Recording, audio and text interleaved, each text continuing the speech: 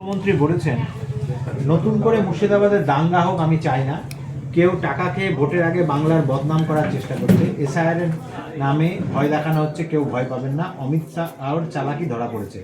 একটা ধান পচলে সরিয়ে দিতে হয়, কিছু পোকা আছে সেগুলোকে অযথা আমরা সরিয়ে দিচ্ছি। কি বলবেন?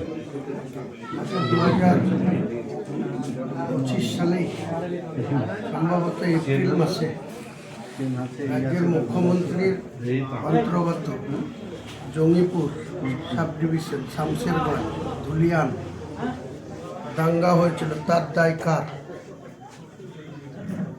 কার?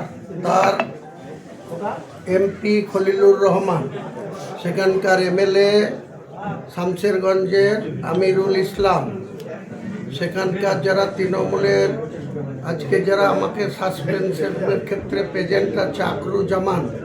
যেদিন দাঙ্গা হয়েছিল তখন মমতা ব্যানার্জির পুলিশ কি করছিল? হরগোবিন্দ দাস আর চন্দন দাস তাদের বাড়ি থেকে বের করে নৃশংসভাবে হত্যার টাইমে মুখ্যমন্ত্রী কি করছিল? তার প্রশাসন কি করছিল?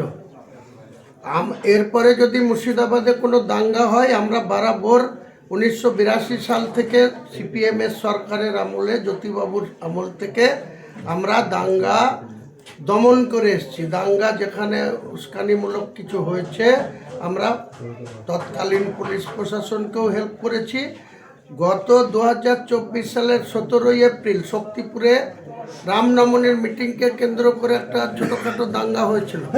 সেখানকার ওসি ছিল রাজু মুখার্জি, এসডিপিওরা ছিল, অ্যাডিশনাল এসপিরা ছিল, অনেক থানার ওসিরা ছিল, এসপি সূর্যকুমার যাদব ছিল। তাদেরকে জিজ্ঞেস করুক মুখ্যমন্ত্রী যে হুমায়ুন কবির দাঙ্গা লাগায় না দাঙ্গাকে প্রশমিত করে বা দাঙ্গাকে দমন করে। আমি হুমায়ুন কবির, আমি কথা দিচ্ছি কোনো হিন্দু এখানে আক্রান্ত হবে না, কোনো হিন্দু এখানে আক্রান্ত হবে না।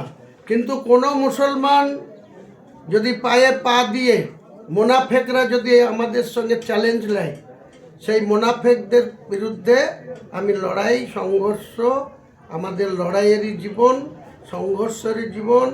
আন্দোলন করে আমরা বড় হয়েছি। মমতা ব্যানার্জি যেমন আন্দোলন করে 7 বারের সাংসদ হয়েছে, 2 বারের রেলমন্ত্রী হয়েছে, কয়লা মন্ত্রী হয়েছে, ক্রীড়া প্রতিমন্ত্রী হয়েছে, 3 বারের মুখ্যমন্ত্রী হয়েছে। চ্যালেঞ্জ আমাদের আগামী দিনে বাংলায় শান্তি স্থাপন করব। বাংলায় শান্তি আছে, থাকবে। আগামী দিনে মুখ্যমন্ত্রীর এইসব কটূক্তির, এইসব মিথ্যাচারের জবাব ভোটের টাইমে পাবে মুখ্যমন্ত্রী আরও বলেছে তৃণমূল সাম্প্রদায়িকতার বিরুদ্ধে 6 ডিসেম্বর আমরা সম্প্রীতি দিবস পালন করি। যারা সাম্প্রদায়িকতার হোলি খেলছে তাদের সতর্ক থাকবেন।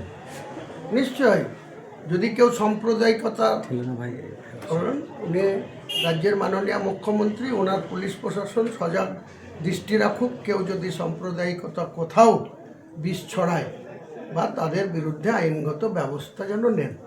যেভাবে বেলডাঙ্গায় সায়ন হালদার আল্লাহকে আক্রমণ করেছিল, তখন বেলডাঙ্গার পুলিশ কোথায় ছিল? তখন মুখ্যমন্ত্রীর জবাব কোথায় বন্ধ থাকে? হিন্দু কমিউনিটির লোক হরগোবিন্দ দাস, চন্দন দাস যখন মার্ডার হয়ে যায়, তখন তার এমপিরা, তার এমএলএরা কোথায় থাকে? তার পুলিশ কোথায় থাকে? আনন্দ রায় এসপি ছিল, তার কি ভূমিকা ছিল? এখানে যতবার বেলডাঙ্গাতে কোনো কিছু ঘটেছে, কদিন আগে কার্তিক লড়াই হয়েছে, মমতা ব্যানার্জির 200 পুলিশ দিয়ে সেখানে শান্তি শৃঙ্খলা বজায় রেখেছে। আগামী দিনে মমতা ব্যানার্জিকে বলবো, আপনার শুভবুদ্ধির উদয় হোক।